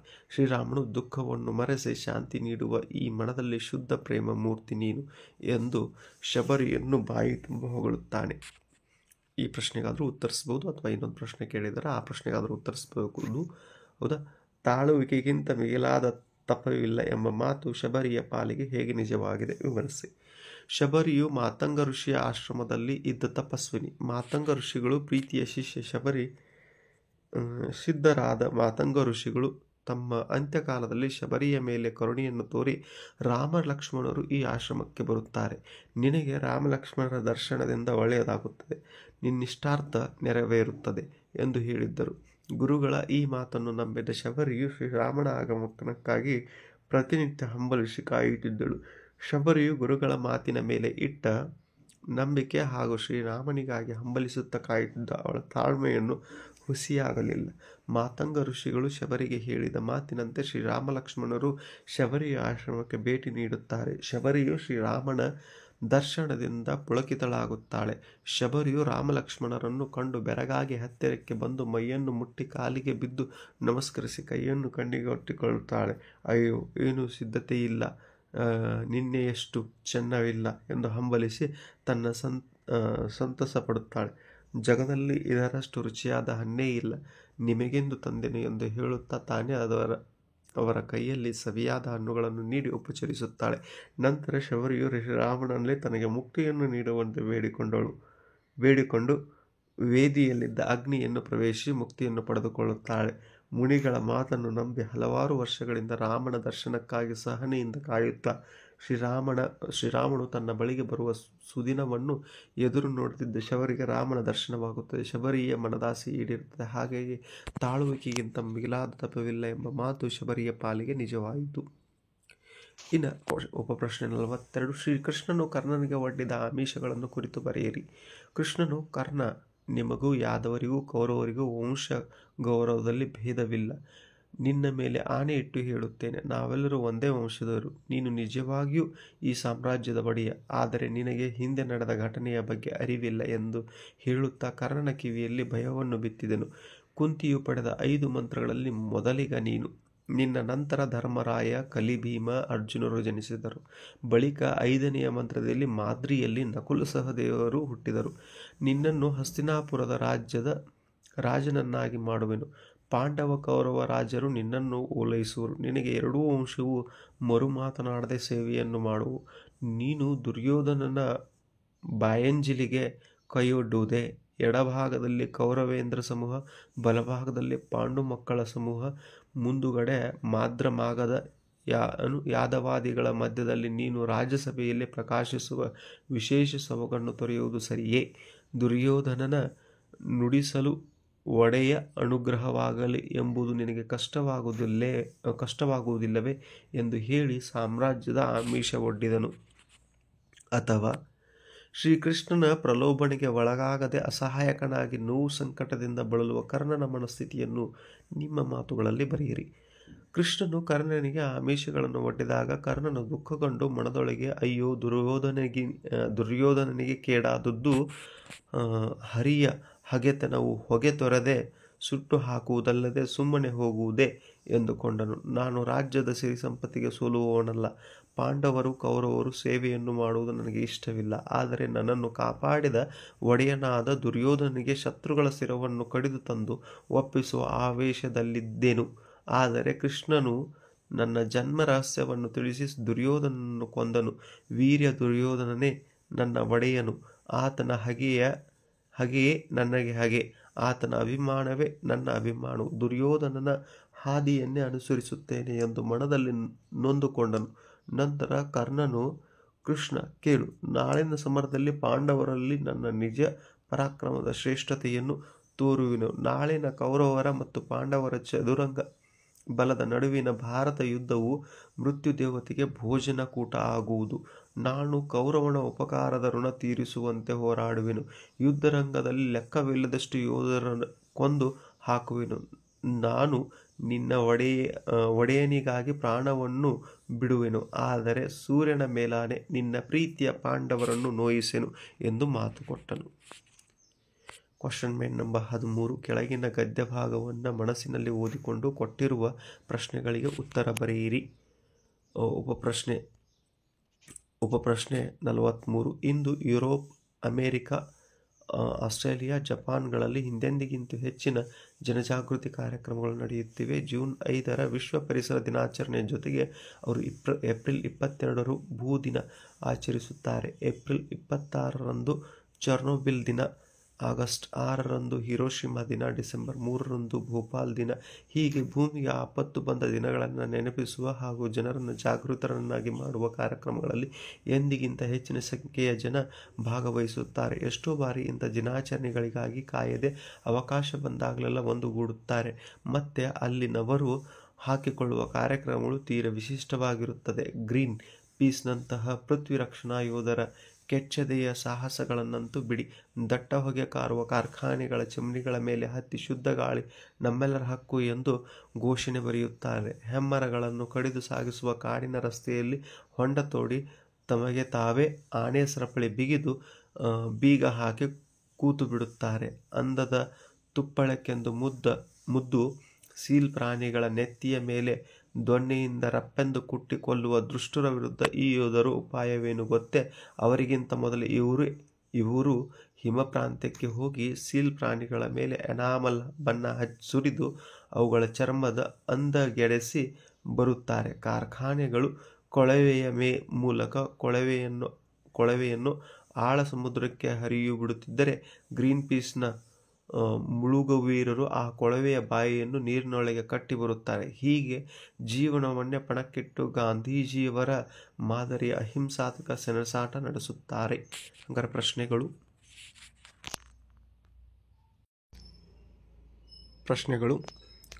ಪರಿಸರ ಸಂರಕ್ಷಣೆಯಲ್ಲಿ ಗ್ರೀನ್ ಪೀಸ್ ಯೋಧರು ಹೇಗೆ ಸೆಣಸಾಟ ನಡೆಸುತ್ತಾರೆ?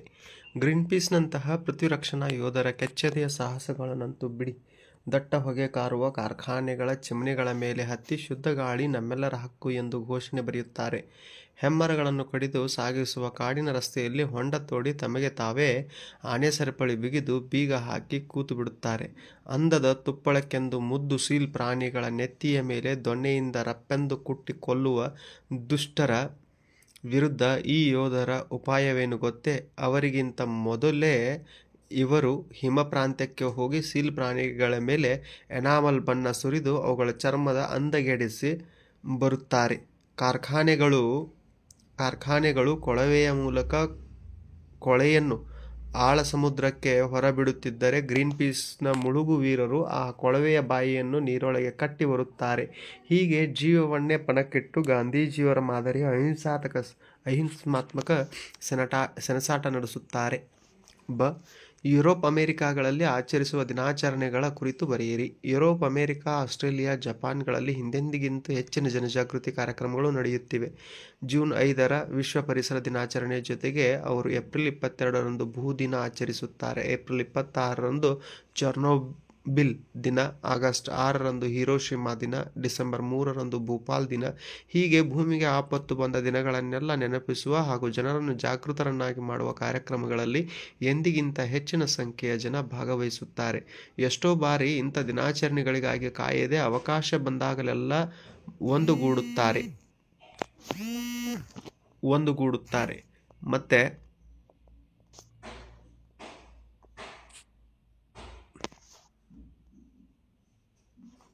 ಒಂದುಗೂಡುತ್ತಾರೆ. ಸಾರಿ, ಒಂದು ಸ್ವಲ್ಪ ಕಾಲ್ ಬಂದಿದ್ದರಿಂದ ಇದಾಯಿತು.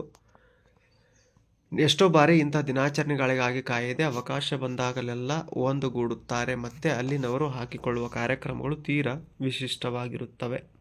ಇನ್ನು ಕ್ವಶನ್ ಮೇನ್ ನಂಬರ್ 14, ಕೆಳಗಿನ ಯಾವುದಾದ್ರೂ ಒಂದಕ್ಕೆ ಕೊಟ್ಟಿರುವ ಮಾಹಿತಿಯನ್ನು ಆಧರಿಸಿ ಪತ್ರ ಬರೆಯಿರಿ.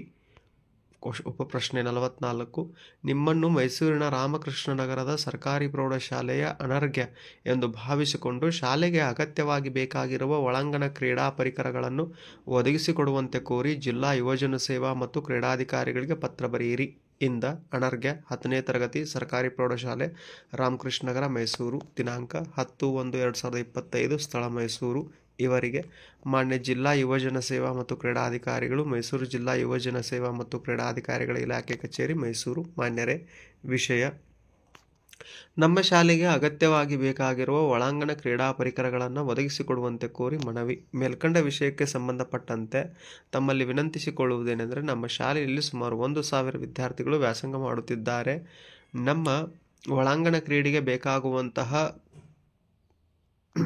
ಕೊಠಡಿಯೂ ಸಹ ಇರುತ್ತದೆ. ಆದರೆ ಒಳಾಂಗಣ ಕ್ರೀಡೆಗೆ ಅಗತ್ಯವಾಗಿ ಬೇಕಾಗಿರುವ ಕ್ರೀಡಾ ಪರಿಕರಗಳ ಕೊರತೆ ಇರುತ್ತದೆ. ಇದರಿಂದ ಎಲ್ಲ ವಿದ್ಯಾರ್ಥಿಗಳು ಏಕಕಾಲದಲ್ಲಿ ಒಳಾಂಗಣ ಕ್ರೀಡೆಯಲ್ಲಿ ಭಾಗವಹಿಸಲು ಸಾಧ್ಯವಾಗುತ್ತಿಲ್ಲ. ಕರ್ನಾಟಕ ಸರ್ಕಾರವು ಒಳಾಂಗಣ ಕ್ರೀಡೆಗಳಿಗೆ ಹೆಚ್ಚಿನ ಮಹತ್ವವನ್ನು ನೀಡುವ ಸಲುವಾಗಿ ಒಳಾಂಗಣ ಕ್ರೀಡಾ ಪರಿಕರಗಳನ್ನು ಅಗತ್ಯವಿರುವ ಶಾಲೆಗೆ ಉಚಿತವಾಗಿ ಕೊಡುವ ಆದೇಶವನ್ನು ಮತ್ತು ಅವಕಾಶವನ್ನು ನಿಮ್ಮ ಇಲಾಖೆಗೆ ನೀಡಿರುವುದು ತಿಳಿದು ಬಂದಿದೆ. ಆದ್ದರಿಂದ ತಾವು ದಯವಿಟ್ಟು ನಮ್ಮ ಶಾಲೆಗೆ ಅಗತ್ಯವಾಗಿ ಬೇಕಾಗಿರುವ ಒಳಾಂಗಣ ಕ್ರೀಡಾ ಪರಿಕರಗಳನ್ನು ಉಚಿತವಾಗಿ ನೀಡಬೇಕೆಂದು ಈ ಮೂಲಕ ಸವಿನಯದಿಂದ ಕೇಳಿಕೊಳ್ಳುತ್ತೇನೆ. ನಮ್ಮ ಶಾಲೆಗೆ ಅಗತ್ಯವಾಗಿ ಬೇಕಾಗಿರುವ ಕ್ರೀಡಾ ಪರಿಕರಗಳ ವಿವರವಾದ ಪಟ್ಟಿ ಲಗತ್ತಿಸಿದ್ದೇನೆ. ನನ್ನ ಕೋರಿಕೆಯು ಬಹುಬೇಗ ಈಡೇರುವುದೆಂದು ನಂಬಿರುತ್ತೇನೆ. ಹೌದಾ? ವಂದನೆಗಳೊಂದಿಗೆ ತಮ್ಮ ನಂಬುಗೆಯ ಸಹಿ ಅನರ್ಘ್ಯ. ಹೌದಾ? ಆಮೇಲೆ ಹೊರವಿಳಾಸ: ಇಂದ ಅನರ್ಘ್ಯ 10ನೇ ತರಗತಿ ಸರ್ಕಾರಿ ಪ್ರೌಢಶಾಲೆ ರಾಮಕೃಷ್ಣ ನಗರ ಮೈಸೂರು. ಇವರಿಗೆ ಮಾನ್ಯ ಜಿಲ್ಲಾ ಯುವಜನ ಸೇವಾ ಮತ್ತು ಕ್ರೀಡಾಧಿಕಾರಿಗಳು, ಮೈಸೂರು ಜಿಲ್ಲಾ ಯುವಜನ ಸೇವಾ ಮತ್ತು ಕ್ರೀಡಾಧಿಕಾರಿಗಳ ಇಲಾಖೆ ಕಚೇರಿ ಮೈಸೂರು. ಇನ್ನು ಈ ಮೇಲಿನ ಪತ್ರ ಆದರೂ ಬರೀಬಹುದು, ಅಥವಾ ನಿಮ್ಮನ್ನು ಹಾವೇರಿ ಮೊರಾರ್ಜಿ ವಸತಿ ಶಾಲೆಯ ಮಾಲತಿ ಎಂದು ಭಾವಿಸಿಕೊಂಡು ಶಾಲೆಯಲ್ಲಿ ಆಚರಿಸಿದ ಪ್ರಜಾಪ್ರಭುತ್ವ ದಿನಾಚರಣೆಯನ್ನು ಕುರಿತು ಬಾಗಲಕೋಟೆಯಲ್ಲಿ ವಾಸವಾಗಿರುವ ಶಾರದಾ ಎಂಬ ಹೆಸರಿನ ತಾಯಿಗೆ ಪತ್ರ ಬರೀರಿ ಅಂತ ಕೇಳಿದ. ಹಂಗಾರೆ ಕ್ಷೇಮ ಶ್ರೀ ದಿನಾಂಕ ಬಲಬದಿಗೆ ದಿನಾಂಕ ಬರೀಬೇಕು. 10/1/2025. ಮಾಲತಿ 10ನೇ ತರಗತಿ ಮೊರಾರ್ಜಿ ದೇಸಾಯಿ ವಸತಿ ಶಾಲೆ ಹಾವೇರಿ. ಮಾತೃಶ್ರೀ ಅವರಿಗೆ ನಿಮ್ಮ ಪ್ರೀತಿಯ ಮಗಳು ಮಾಡುವ ಶಿರಸಾಷ್ಟಾಂಗ ನಮಸ್ಕಾರಗಳು. ಇಲ್ಲಿ ನಾವೆಲ್ಲರೂ ಕ್ಷೇಮವಾಗಿದ್ದೇವೆ, ಅಲ್ಲಿ ತಾವೆಲ್ಲರೂ ಕ್ಷೇಮವಾಗಿರುವೆಂದು ನಂಬಿರುತ್ತೇನೆ. ನಾನು ಚೆನ್ನಾಗಿ ಅಧ್ಯಯನ ಮಾಡುತ್ತಿದ್ದೇನೆ. ಈ ಬಾರಿಯ SSLC ಪರೀಕ್ಷೆಯಲ್ಲಿ ಅತ್ಯುನ್ನತ ದರ್ಜೆಯಲ್ಲಿ ತೇರ್ಗಡೆಯಾಗುವೆನೆಂಬ ಭರವಸೆ ಇದೆ. ನಿಮ್ಮ ಪ್ರೀತಿ ಮತ್ತು ಸಹಕಾರದಿಂದ ನನಗೆ ಇದು ಸಾಧ್ಯವಾಗುತ್ತದೆ. ನಮ್ಮ ಶಾಲೆಯಲ್ಲಿ ದಿನಾಂಕ 15/9/2024 ಅಂತಾರಾಷ್ಟ್ರೀಯ ಪ್ರಜಾಪ್ರಭುತ್ವ ದಿನಾಚರಣೆ ಕಾರ್ಯಕ್ರಮವನ್ನು ಹಮ್ಮಿಕೊಳ್ಳಲಾಗಿತ್ತು. ನಮ್ಮ ಶಾಲೆಯ ಮುಖ್ಯ ಶಿಕ್ಷಕರ ಅಧ್ಯಕ್ಷತೆಯಲ್ಲಿ ನಡೆದ ಕಾರ್ಯಕ್ರಮದಲ್ಲಿ ಮಾನ್ಯ ಶಾಸಕರು ಮುಖ್ಯ ಅತಿಥಿಗಳಾಗಿ ಆಗಮಿಸಿ ಪ್ರಜಾಪ್ರಭುತ್ವದ ಮಹತ್ವವನ್ನು ಕುರಿತು ಉಪನ್ಯಾಸ ನೀಡಿದರು. ಮಾನ್ಯ ಶಾಸಕರು ಪ್ರಜಾಪ್ರಭುತ್ವ ದಿನ ಮಹತ್ವವನ್ನು ಕುರಿತು ಕ್ರಿಶ 2007ರಲ್ಲಿ ವಿಶ್ವಸಂಸ್ಥೆಯು ಯುನೈಟೆಡ್ ನೇಷನ್ಸ್ ಜನರಲ್ ಅಸೆಂಬ್ಲಿಯು ಪ್ರಜಾಪ್ರಭುತ್ವದ ತತ್ವಗಳನ್ನು ಉತ್ತೇಜಿಸುವ ಮತ್ತು ಎತ್ತಿ ಹಿಡಿಯುವ ಉದ್ದೇಶದಿಂದ ಪ್ರತಿ ವರ್ಷ ಸೆಪ್ಟೆಂಬರ್ 15ರಂದು ಅಂತಾರಾಷ್ಟ್ರೀಯ ಪ್ರಜಾಪ್ರಭುತ್ವ ದಿನವನ್ನಾಗಿ ಆಚರಿಸಲು ನಿರ್ಧರಿಸಿತು. ತನ್ನ ಎಲ್ಲ ಸದಸ್ಯ ರಾಷ್ಟ್ರಗಳು ಮತ್ತು ಸಂಘ ಸಂಸ್ಥೆಗಳು ಈ ದಿನವನ್ನು ಆಚರಿಸಲು ಸೂಚಿಸಿತು. ವಿಶ್ವದಾದ್ಯಂತ ಎಲ್ಲೆಡೆಯೂ ಕಾರ್ಯಕ್ರಮಗಳನ್ನು ಹಮ್ಮಿಕೊಂಡು ಜನರಿಗೆ ಪ್ರಜಾಪ್ರಭುತ್ವದ ಮಹತ್ವವನ್ನು, ಮೌಲ್ಯವನ್ನು ಮತ್ತು ಸಾಮಾನ್ಯ ಲಕ್ಷಣಗಳ ಮಾಹಿತಿಯನ್ನು ತಿಳಿಸುವುದರ ಮೂಲಕ ಪ್ರಜಾಪ್ರಭುತ್ವದ ಯಶಸ್ಸಿಗೆ ಶ್ರಮಿಸುವಂತೆ ತಿಳಿಸುವುದು ಈ ದಿನದ ವಿಶೇಷವಾಗಿದೆ. ಪ್ರಜಾಪ್ರಭುತ್ವದಿಂದ ಮಾನವರಿಗೆ ಸ್ವಾತಂತ್ರ್ಯ ದೊರೆಯುತ್ತದೆ. ಸಂವಿಧಾನ ಕೊಟ್ಟಿರುವ ಮಾನವ ಹಕ್ಕುಗಳು ಮತ್ತು ಕರ್ತವ್ಯಗಳ ಬಗ್ಗೆ ಜಾಗೃತಿಯನ್ನು ಮೂಡಿಸುವುದು ಈ ಕಾರ್ಯಕ್ರಮದ ಮುಖ್ಯ ಉದ್ದೇಶವಾಗಿದೆ ಎಂದು ತಿಳಿಸಿದರು. ಅವರು ವಿದ್ಯಾರ್ಥಿಗಳೊಡನೆ ಸಂವಾದ ನಡೆಸಿ ವಿದ್ಯಾರ್ಥಿಗಳು ಪ್ರಜಾಪ್ರಭುತ್ವದ ಬಗ್ಗೆ ಕೇಳಿದ ಪ್ರಶ್ನೆಗಳಿಗೆ ಉತ್ತರಿಸಿದರು. ಕಾರ್ಯಕ್ರಮ ತುಂಬ ಚೆನ್ನಾಗಿ ಮೂಡಿ ಬಂದಿತು. ನಾನು ಊರಿಗೆ ಬಂದಾಗ ಈ ಬಗ್ಗೆ ನಿನಗೆ ಹೆಚ್ಚಿನ ವಿಷಯವನ್ನು ತಿಳಿಸುವೆನು. ತಂದೆಯವರಿಗೆ ನನ್ನ ಶಿರಸಾಷ್ಟಾಂಗ ನಮಸ್ಕಾರಗಳನ್ನು ತಿಳಿಸಿ ನನ್ನ ಸಹೋದರ ಸಹೋದರಿಯರಿಗೆ ನನ್ನ ಸವಿನೆನಪುಗಳನ್ನು ತಿಳಿಸಿ. ಈ ಪತ್ರದಲ್ಲಿ ತಪ್ಪುಗಳಿದ್ದರೆ ಕ್ಷಮಿಸಿ. ಎಲ್ಲ ವಿಷಯಕ್ಕೂ ಈ ಪತ್ರ ಕಂಡ ಕೂಡಲೇ ಮರುಪತ್ರವನ್ನು ಬರೆಯಿರಿ. ವಂದನೆಗಳೊಂಟನೆ ನಿಮ್ಮ ಪ್ರೀತಿಯ ಮಗಳು ಸಹಿ ಮಾಲ್ತಿ. ಹೊರವಿಳಾಸ ಇಂದ ಮಾಲ್ತಿ, 10ನೇ ತರಗತಿ, ಮೊರಾರ್ಜಿ ದೇಸಾಯಿ ವಸತಿ ಶಾಲೆ, ಹಾವೇರಿ. ಇವರಿಗೆ ಶ್ರೀಮತಿ ಶಾರದಾ ಬಸವೇಶ್ವರ್ ಬಡಾವಣೆ, ಬಾಗಲಕೋಟೆ. ಹೌದಾ? Question main number 15. ಕೆಳಗಿನ ಯಾವುದಾದರೂ ಒಂದು ವಿಷಯಕ್ಕೆ 15 ವಾಕ್ಯಗಳಿಗೆ ಕಡಿಮೆ ಇಲ್ಲದಂತೆ ಪ್ರಬಂಧ ಬರೆಯಿರಿ. ಒಂದಕ್ಕೆ. ಹೌದಾ? ಹಂಗಾರೆ ಉಪಪ್ರಶ್ನೆ 45. ಮೂಢನಂಬಿಕೆಗಳನ್ನು ತೊಡೆದು ಹಾಕುವಲ್ಲಿ ವಿದ್ಯಾರ್ಥಿಗಳ ಪಾತ್ರ. ಪೀಠಿಕೆ. ಮೂಢನಂಬಿಕೆಗಳು ಎಂದರೆ ವಾಸ್ತವಿಕ ಆಧಾರ ಇಲ್ಲದೆ ಅಂದಾಜು, ಭಯ ಅಥವಾ ಪರಂಪರೆಯಿಂದ ಬಂದ ತಪ್ಪು ನಂಬಿಕೆಗಳನ್ನು ಅಂಗರಿಸುವ ಪ್ರಕ್ರಿಯೆ. ಇವು ಸಾಮಾನ್ಯವಾಗಿ ವೈಜ್ಞಾನಿಕ ಮತ್ತು ತಾರ್ಕಿಕ ಆಧಾರಗಳಿಲ್ಲದ ನಂಬಿಕೆಗಳಾಗಿರುತ್ತವೆ. ಇವು ವ್ಯಕ್ತಿಗಳ ನಡತೆ, ಚಟುವಟಿಕೆ, ನಿರ್ಧಾರಗಳ ಮೇಲೆ ಪ್ರಭಾವ ಬೀರುತ್ತವೆ. ಮೂಢನಂಬಿಕೆಗಳು ಸಮಾಜದ ಪ್ರಗತಿಗೆ ದೊಡ್ಡ ಅಡಚಣೆಯಾಗಿವೆ. ವಿಜ್ಞಾನ ಮತ್ತು ತರ್ಕದ ಈ ಯುಗದಲ್ಲೂ ಮೂಢನಂಬಿಕೆಗಳು ಜನರ ಬದುಕಿನಲ್ಲಿ ಆಳವಾಗಿ ಬೇರೂರಿವೆ. ಇವುಗಳನ್ನು ತೊಡೆದು ಹಾಕುವಲ್ಲಿ ವಿದ್ಯಾರ್ಥಿಗಳು ಪ್ರಮುಖ ಪಾತ್ರ ವಹಿಸಬಹುದು. ವಿಷಯ ನಿರೂಪಣೆ. ವಿದ್ಯಾರ್ಥಿಗಳು ದೇಶದ ಭವಿಷ್ಯ. ಅವರು ಶಿಕ್ಷಣದ ಪ್ರಭಾವದಿಂದ ವೈಜ್ಞಾನಿಕ ಮನೋಭಾವ ಮತ್ತು ತರ್ಕಶಕ್ತಿಯನ್ನು ಬೆಳೆಸಿಕೊಂಡು ಜನರಲ್ಲಿ ಆಲೋಚನೆ ಮಾಡುವ ಶಕ್ತಿಯನ್ನು ಹಾಕಬೇಕು. ಮೊದಲಿಗೆ ವಿದ್ಯಾರ್ಥಿಗಳು ಸ್ವಂತ ವಿದ್ಯಾವಂತರಾಗಬೇಕು ಮತ್ತು ಮೂಢನಂಬಿಕೆಗಳಿಗೆ ಬಲಿಯಾಗದೆ ತರ್ಕಬದ್ಧವಾಗಿ ಆಲೋಚಿಸಬೇಕು. ವಿದ್ಯಾರ್ಥಿಗಳು ವೈಜ್ಞಾನಿಕ ಮನೋಭಾವನೆಯಿಂದ ವಿಚಾರಗಳನ್ನು ತಿಳಿದುಕೊಂಡು ಸಮಾಜದ ಅಜ್ಞಾನವನ್ನು ಹೋಗಲಾಡಿಸಲು ಪ್ರಯತ್ನಿಸಬೇಕು. ವಿದ್ಯಾರ್ಥಿಗಳು ಮೂಢನಂಬಿಕೆಗಳನ್ನು ತೊಡೆದು ಹಾಕುವ ಉಪನ್ಯಾಸಗಳು, ಚರ್ಚೆಗಳು, ಪ್ರಜ್ಞಾವಂತರ ಜಾಗೃತಿ ಶಿಬಿರಗಳಲ್ಲಿ ಮತ್ತು ಕಾರ್ಯಕ್ರಮಗಳಲ್ಲಿ ಭಾಗವಹಿಸಬೇಕು. ಇಂತಹ ಕಾರ್ಯಕ್ರಮಗಳಲ್ಲಿ ಸಕ್ರಿಯವಾಗಿ ಜನರು ಭಾಗವಹಿಸುವಂತೆ ಮನವಿಯನ್ನು ಮಾಡಿಕೊಳ್ಳುವುದರ ಮೂಲಕ ಜನರಲ್ಲಿ ಜಾಗೃತಿಯನ್ನು ಮೂಡಿಸಬೇಕು. ಸಮೂಹ ಮಾಧ್ಯಮಗಳು, ಸಾಮಾಜಿಕ ಜಾಲತಾಣಗಳ ಮೂಲಕ ವೈಜ್ಞಾನಿಕವಾದ ಮತ್ತು ವೈಚಾರಿಕವಾದ ಲೇಖನಗಳನ್ನು ಬರೆಯುವುದರ ಮೂಲಕ ಮೂಢನಂಬಿಕೆಗಳಿಂದ ಆಗುವ ಹಾನಿಗಳ ಬಗ್ಗೆ ಮಾಹಿತಿಗಳನ್ನು ಹಂಚಿಕೊಳ್ಳಬೇಕು. ವೈಜ್ಞಾನಿಕವಾದ ಮತ್ತು ವೈಚಾರಿಕವಾದ ಸಂವಾದಗಳು, ಮಾಹಿತಿಗಳು ವಿದ್ಯಾರ್ಥಿಗಳಲ್ಲಿ ಕೇವಲ ತರ್ಕಶಕ್ತಿಯ ಪರಿಣಾಮ ಮಾತ್ರವಲ್ಲದೆ ಮಾನವೀಯ ಮೌಲ್ಯಗಳನ್ನು ಬೆಳೆಸುವಲ್ಲಿ ಪ್ರಮುಖ ಪಾತ್ರವನ್ನು ವಹಿಸುತ್ತವೆ. ಸಮಾಜದ ಜನರಲ್ಲಿ ಆತ್ಮವಿಶ್ವಾಸ, ವಿವೇಕ ಮತ್ತು ನಂಬಿಕೆಗಳನ್ನು ಮೂಡಿಸಲು ವಿದ್ಯಾರ್ಥಿಗಳು ಪ್ರಬುದ್ಧ ಚಟುವಟಿಕೆಗಳಲ್ಲಿ ತಮ್ಮನ್ನು ತೊಡಗಿಸಿಕೊಳ್ಳಬೇಕು. ವಿದ್ಯಾರ್ಥಿಗಳು ವೈಜ್ಞಾನಿಕ ಸತ್ಯ ಮತ್ತು ಪ್ರಾಮುಖ್ಯತೆಗಳನ್ನು ಉಲ್ಲೇಖಿಸಿ ಹೊಸ ತಲೆಮಾರಿಗೆ ದಾರಿದೀಪವಾಗಬೇಕು. ಉಪಸಂಹಾರ. ಇದೆಲ್ಲದರೊಂದಿಗೆ ವಿದ್ಯಾರ್ಥಿಗಳು ಮೂಢನಂಬಿಕೆಗಳನ್ನು ತೊಡೆದು ಹಾಕುವ ಪ್ರಯತ್ನವನ್ನು ತಮ್ಮ ಮನೆಯಿಂದಲೇ ಪ್ರಾರಂಭಿಸಬೇಕು. ಮನೆಯ ಸದಸ್ಯರಿಗೆ ತರ್ಕಬದ್ಧವಾದ ವೈಜ್ಞಾನಿಕ ಸತ್ಯಗಳನ್ನು ಪರಿಚಯಿಸಬೇಕು. ನೈತಿಕ ಶಿಕ್ಷಣದ ಮೂಲಕ ಕುಟುಂಬದ ಹಾಗೂ ಸಮಾಜದ ಜನರಲ್ಲಿ ಜಾಗೃತಿಯನ್ನು ಮೂಡಿಸಬೇಕು. ಈ ನಿಟ್ಟಿನಲ್ಲಿ ಮೂಢನಂಬಿಕೆಗಳನ್ನು ತೊಡೆದು ಹಾಕುವಲ್ಲಿ ವಿದ್ಯಾರ್ಥಿಗಳ ಪಾಲ್ಗೊಳ್ಳುವಿಕೆ ಅತ್ಯಂತ ಅಗತ್ಯ. ವಿದ್ಯಾರ್ಥಿಗಳು ತಮ್ಮ ಜ್ಞಾನ, ತರ್ಕ ಮತ್ತು ಪರಿಶ್ರಮದಿಂದ ವೈಚಾರಿಕ ಮತ್ತು ವೈಜ್ಞಾನಿಕ ಮನೋಭಾವದ ಸಮಾಜದ ನಿರ್ಮಾಣಕ್ಕೆ ಪ್ರಮುಖ ಪಾತ್ರ ವಹಿಸಬಹುದು ಎನ್ನುವುದು ನನ್ನ ಅಭಿಪ್ರಾಯವಾಗಿದೆ. ಮೇಲಿಂದಾದರೂ ಪ್ರಬಂಧ ಬರಿಬೋದು ಅಥವಾ ಕೆಳಗಿನ ಇನ್ನೊಂದು ಪ್ರಬಂಧ ಅಥವಾ ಅಂತ ಕೇಳಿದರೆ ಅದನ್ನಾದರೂ ಬರಿಬೋದು. ಶಾಲೆಗಳಲ್ಲಿ ಮೌಲ್ಯ ಶಿಕ್ಷಣದ ಮಹತ್ವ. ಪೀಠಿಕೆ. ಮೌಲ್ಯ ಶಿಕ್ಷಣವು ವ್ಯಕ್ತಿಯ ನೈತಿಕ, ಆಧ್ಯಾತ್ಮಿಕ, ಸಾಮಾಜಿಕ, ಭಾವನಾತ್ಮಕ ಗುಣಗಳನ್ನು ಬೆಳೆಸುವ ಒಂದು ಶೈಕ್ಷಣಿಕ ಪ್ರಕ್ರಿಯೆಯಾಗಿದೆ. ಇದು ಮಕ್ಕಳಲ್ಲಿ ಮಾನವೀಯತೆ, ಪ್ರಾಮಾಣಿಕತೆ, ಸಹಾನುಭೂತಿ, ಪ್ರೀತಿ, ಶ್ರದ್ಧೆ, ಸಹಿಷ್ಣುತೆ ಮತ್ತು ನೀತಿಬದ್ಧ ಜೀವನ ಮೌಲ್ಯಗಳನ್ನು ಬೆಳೆಸಲು ಸಹಾಯ ಮಾಡುತ್ತದೆ. ಮೌಲ್ಯ ಶಿಕ್ಷಣದ ಉದ್ದೇಶ ವಿದ್ಯಾರ್ಥಿಗಳನ್ನು ಉತ್ತಮ ವ್ಯಕ್ತಿತ್ವದ ಮಾದರಿಗಳನ್ನು ರೂಪಿಸುವುದಾಗಿದೆ. ಇದು ಕೇವಲ ಶೈಕ್ಷಣಿಕ ಜ್ಞಾನವನ್ನು ಮಾತ್ರ ನೀಡದೆ ಜೀವನದಲ್ಲಿ ಒಳ್ಳೆಯ ಮತ್ತು ಕೆಟ್ಟದ್ದರ ನಡುವಿನ ವ್ಯತ್ಯಾಸವನ್ನು ತಿಳಿಯಲು ಮಾರ್ಗದರ್ಶನ ನೀಡುತ್ತದೆ. ಮೌಲ್ಯ ಶಿಕ್ಷಣವು ವ್ಯಕ್ತಿಯ ಆಂತರಿಕ ಶಕ್ತಿ ಮತ್ತು ಮಾನವೀಯ ಗುಣಗಳ ಅಭಿವೃದ್ಧಿಗೆ ದಾರಿ ಮಾಡಿಕೊಡುತ್ತದೆ. ವಿಷಯ ನಿರೂಪಣೆ. ಮೌಲ್ಯ ಶಿಕ್ಷಣವು ವಿದ್ಯಾರ್ಥಿಗಳ ವ್ಯಕ್ತಿತ್ವ ವಿಕಾಸಕ್ಕೆ ಅತ್ಯಂತ ಪ್ರಮುಖವಾಗಿದ್ದು ಇಂದಿನ ಶಿಕ್ಷಣ ವ್ಯವಸ್ಥೆಯಲ್ಲಿ ಅದರ ಪಾತ್ರ ಅನಿವಾರ್ಯವಾಗಿದೆ. ಶೈಕ್ಷಣಿಕ ಪ್ರಗತಿಯ ಜೊತೆಗೆ ಮೌಲ್ಯ ಶಿಕ್ಷಣದ ಮೂಲಕ ವಿದ್ಯಾರ್ಥಿಗಳಲ್ಲಿ ಮಾನವೀಯ ಮತ್ತು ನೈತಿಕ ಗುಣಗಳನ್ನು ಬೆಳೆಸಬೇಕು. ಶಾಲೆಗಳು ಕೇವಲ ಪಾಠಗಳನ್ನು ಕಲಿಸುವ ಸ್ಥಳವಲ್ಲ, ಅವು ವಿದ್ಯಾರ್ಥಿಗಳಿಗೆ ಉತ್ತಮ ಮಾನವೀಯ ಮತ್ತು ನೈತಿಕ ಮೌಲ್ಯಗಳನ್ನು ಕಲಿಸುವ ಸ್ಥಳಗಳು. ಮೌಲ್ಯ ಶಿಕ್ಷಣವು ಪ್ರಾಮಾಣಿಕತೆ, ಪ್ರೀತಿ, ಸಹಾನುಭೂತಿ ಮತ್ತು ಸಮಾಜ ಸೇವೆ ಮೊದಲಾದ ಗುಣಗಳನ್ನು ಉತ್ತೇಜಿಸುತ್ತದೆ. ಒಬ್ಬ ವ್ಯಕ್ತಿಯು ಸಮಾಜದಲ್ಲಿ ಉತ್ತಮ ವ್ಯಕ್ತಿಯಾಗಿ ಬೆಳೆಯಲು ಕೇವಲ ವಿದ್ಯೆ, ಬುದ್ಧಿ ಇದ್ದರೆ ಸಾಲದು, ನೈತಿಕತೆಯೂ ಬಹಳ ಮುಖ್ಯ. ಇಂದಿನ ತಂತ್ರಜ್ಞಾನ ಯುಗದಲ್ಲಿ ವಿದ್ಯಾರ್ಥಿಗಳು ಕೆಟ್ಟ ಹಾಗೂ ತಪ್ಪು ಪ್ರಭಾವಗಳಿಗೆ ಒಳಗಾಗುವ ಸಾಧ್ಯತೆ ಹೆಚ್ಚು. ಮೌಲ್ಯ ಶಿಕ್ಷಣವು ವಿದ್ಯಾರ್ಥಿಗಳಿಗೆ ಒಳ್ಳೆಯದು ಮತ್ತು ಕೆಟ್ಟದ್ದು ತಪ್ಪು ಮತ್ತು ಸರಿಗಳ ನಡುವಿನ ವ್ಯತ್ಯಾಸವನ್ನು ತಿಳಿಸಿ ಸದ್ಗುಣಿಗಳಾಗಲು ಪ್ರೇರಣೆ ನೀಡುತ್ತದೆ. ಶಾಲಾ ಶಿಕ್ಷಣದ ಒಂದು ಪ್ರಮುಖ ಅಂಶವೆಂದರೆ ಅದು ಸಮಾನತೆ ಮತ್ತು ಸಹಬಾಳ್ವೆಯನ್ನು ಉನ್ನತ ಮಟ್ಟಕ್ಕೆ ತರುವುದಾಗಿದೆ. ವಿದ್ಯಾರ್ಥಿಗಳು ಶೈಕ್ಷಣಿಕ ಪರಿಸರದಲ್ಲಿ ಒಟ್ಟಿಗೆ ಕಾರ್ಯನಿರ್ವಹಿಸುವ ಮೂಲಕ ವಿವಿಧ ಸಾಂಸ್ಕೃತಿಕ ಮತ್ತು ಧಾರ್ಮಿಕ ಹಿನ್ನೆಲೆಯ ಜನರೊಡನೆ ಹೇಗೆ ಬದುಕಬೇಕೆಂಬುದನ್ನು ಕಲಿಯುತ್ತಾರೆ. ಉಪಸಂಹಾರ: ಮೌಲ್ಯ ಶಿಕ್ಷಣವು ವ್ಯಕ್ತಿಯ ಸಾಮಾಜಿಕ ಮತ್ತು ಭಾವನಾತ್ಮಕ ಜೀವನದ ಮೇಲೆ ಪ್ರಭಾವವನ್ನು ಬೀರುತ್ತದೆ. ಆದ್ದರಿಂದ ಶಾಲಾ ಪಠ್ಯಕ್ರಮದಲ್ಲಿ ಮೌಲ್ಯ ಶಿಕ್ಷಣವನ್ನು ಕಡ್ಡಾಯವಾಗಿ ಸೇರಿಸಬೇಕು. ತರಗತಿಯಲ್ಲಿ ಶಿಕ್ಷಕರು ವಿದ್ಯಾರ್ಥಿಗಳಿಗೆ ಮೌಲ್ಯ ಶಿಕ್ಷಣದ ಮಹತ್ವವನ್ನು ತಿಳಿಸಬೇಕು. ಇದರಿಂದ ಶಾಲೆಗಳಲ್ಲಿ ಮೌಲ್ಯ ಶಿಕ್ಷಣದ ಮೂಲಕ ಉತ್ತಮ ಪೀಳಿಗೆಯನ್ನು ನಿರ್ಮಿಸಲು ಸಾಧ್ಯವಾಗುತ್ತದೆ. ಇದರಿಂದ ಸಮಾಜದ ಪ್ರಗತಿ, ಶಾಂತಿ ಮತ್ತು ಏಕತೆಯು ಸಾಧ್ಯವಾಗುತ್ತದೆ. ಹೀಗಾಗಿ ಶಾಲೆಗಳಲ್ಲಿ ಮೌಲ್ಯ ಶಿಕ್ಷಣವು ಮಹತ್ವಪೂರ್ಣವಾದದ್ದು ಎನ್ನುವುದು ನನ್ನ ಅಭಿಪ್ರಾಯವಾಗಿದೆ. ಹೌದಾ? ಹಂಗಾರೆ ಇಲ್ಲಿವರೆಗೂ ನಾವೇನು ಮಾಡಿದ್ವಿಪ್ಪ ಅಂದರೆ SSLC 2024-25 ಪ್ರಥಮ ಭಾಷೆ ಕನ್ನಡ ಪತ್ರಿಕೆ 2ರ ಮಾದರಿ ಉತ್ತರಗಳನ್ನು ಅಭ್ಯಾಸ ಮಾಡಿದ್ವಿ. ಹೌದಾ? ನಾನು ಈಗಾಗಲೇ ವಿಜ್ಞಾನ, ಸಮಾಜ ವಿಜ್ಞಾನ, ಸ್ವಲ್ಪದರಲ್ಲೇ ಹಿಂದಿ ಏನಪ್ಪ ಅಂದರೆ ಮಾದರಿ ಉತ್ತರಗಳನ್ನು ಅಪ್ಲೋಡ್ ಮಾಡ್ತೀನಿ ಅಂತ ಹೇಳ್ತಾ, ಆದಷ್ಟು 10ನೇ ತರಗತಿ ಓದುತ್ತಿರುವಂಥ ವಿದ್ಯಾರ್ಥಿಗಳಿಗೆ ಮತ್ತು ಬೇರೆ ಬೇರೆ ಗುಂಪುಗಳಿಗೆ ಇದನ್ನು ಹಂಚ್ಕೊಳ್ಳುವಂಥ ಕೆಲಸ ಮಾಡಿರಿ. ಆಮೇಲೆ ನಾನು ಮಾಡುವಂತಹ ವಿಡಿಯೋಗಳು ನಿಮ್ಗೆ ಸದಾ ದೊರೀತಿರ್ಬೇಕಂದ್ರೆ ಅದನ್ನು ಒಂದು ಸ್ವಲ್ಪ ಸಬ್ಸ್ಕ್ರೈಬ್ ಮಾಡಿರಿ. ಸಬ್ಸ್ಕ್ರೈಬ್ ಮಾಡೋಂಥ ನಾನು ಏನು ಪದೇ ಪದೇ ಹೇಳೋದಿಲ್ಲ. ಯಾಕೆ ಹೇಳೋದಿಲ್ಲಪ್ಪ ಅಂದರೆ ನೀವು ಅಗತ್ಯತೆ ಇದ್ದರೆ ಮಾಡ್ತೀರಾ, ನಿಮ್ಗೆ ಅಗತ್ಯತೆ ಅನಿಸ್ಲಿಲ್ಲ ಅಂದರೆ ಮಾಡೋದಿಲ್ಲ ಅಂತ ನಾನು ಹೇಳೋದಿಲ್ಲ. ಆದರೆ ಏನಪ್ಪ ಅಂದರೆ ನನ್ನ 90% ವ್ಯೂವರ್ಸ್ ಏನು 90% ವ್ಯೂವರ್ಸ್ ನಾನ್ ಸಬ್ಸ್ಕ್ರೈಬರ್ಸ್ ಇದ್ದಾರೆ, 10% ವ್ಯೂವರ್ಸ್ ಮಾತ್ರ ಸಬ್ಸ್ಕ್ರೈಬರ್ಸ್ ಇದ್ದಾರೆ.